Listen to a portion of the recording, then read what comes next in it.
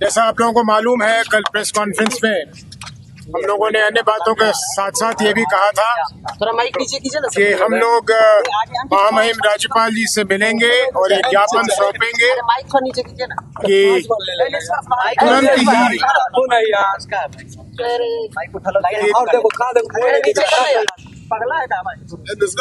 ही कि बिना विलंब के हमारे महामहिम राज्यपाल जी को हमारे राज्य के उप मुख्यमंत्री श्री सम्राट चौधरी जी पर एक्शन लेना चाहिए, उन्हें बर्खास्त करना चाहिए, क्योंकि जिस संगीन अपराध में वो फंसे हुए थे और जिस गलत ढंग से अपने उम्र को कम दिखाकर वो बाहर निकले हैं, ये हमारे संविधान के लिए एक मजाक बना हुआ है।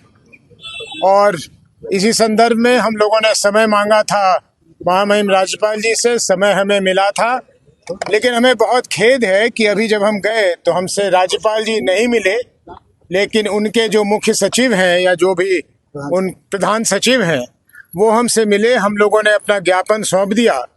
ज्ञापन के साथ साथ उन्हें एक प्रति वो भी दे दी जो पत्र हमने, जैसा कल कहा था, हमने आदरणीय प्रधानमंत्री जी को भी लिख के भेजा है। उनसे भी मांग किया है कि वो तुरंत इसकी जांच करवाकर जो उचित कदम है वो उठाएं। और जैसा हम लोगों ने कल कहा था, फिर उसे दोहरा दें कि अगर हमें निराशा प्राप्त होगी प्रधानमंत्री जी के यहाँ से और महामहिम के यहाँ से, तो फिर शीघ्र अतिशीघ्र हम लोग न्यायालय का दरवाज़ा भी खटखटाएंगे, क्योंकि ये बिहार के साथ ही नहीं, ये पूरे देश के साथ, हमारे देश के संविधान के साथ एक बहुत क्रूर मजाक है कि ऐसे व्यक्ति हमारे राज्य के उप मुख्यमंत्री बने हुए हैं। और हैरानी इस बात की है कि शायद अनजाने में हमारे देश के आदरणीय गृह मंत्री जब आते हैं तो उनके साथ सम्राट चौधरी साहब घूमते हुए दिखे जाते हैं, तो ये हम लोगों के लिए बहुत दुखद है। कोई प्रश्न? नहीं, राज्यपाल ने समय दिया था मिलने के लिए। जी, समय दिया, नहीं मिले। कोई बाध्यता होगी या उन पे कोई दबाव होगा, नहीं मिले, लेकिन कोई बात नहीं है, नहीं मिले फिर भी हम लोगों ने अपना जो ज्ञापन देना था दे दिया। और मुझे कोई संदेह नहीं, हमें कोई संदेह नहीं कि उन्हें वो ज्ञापन सौंप दिया जाएगा और उन्हें मौका मिलेगा कि उसमें जो लिखा हुआ है उसको वो पढ़ें और पढ़ के जो उचित कार्रवाई है वो करें।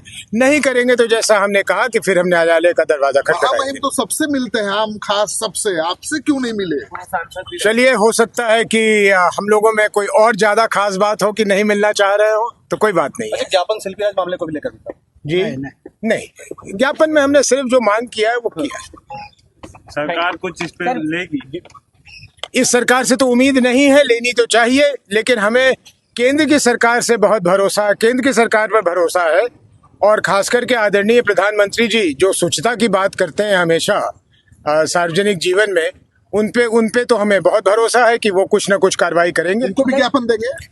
उनको तो प्रधानमंत्री जी को भेज दिया जी। उदय जी, बीजेपी की ओर से आप एक आज आरोप लगाया गया आपकी उम्र को लेकर। 2004 के लोकसभा चुनाव और 2009 के बीच के जो अंतराल में आपकी उम्र 13 साल। शायद वो उसको मिलाना चाहते हो सम्राट चौधरी जी की उम्र से। तो मैं जरा साफ कर दूं कि हमारे यहाँ नियम ऐसा है कि जिस समय आप नामांकन भर रहे होते हैं तो वोटर लिस्ट में जो आपका नाम और उम्र होता है, चाहे वो सही या गलत, आपको उसी को लिखना पड़ता है। अगर उसे आप बदल देंगे तो आपका नामांकन रद्द कर दिया जाएगा।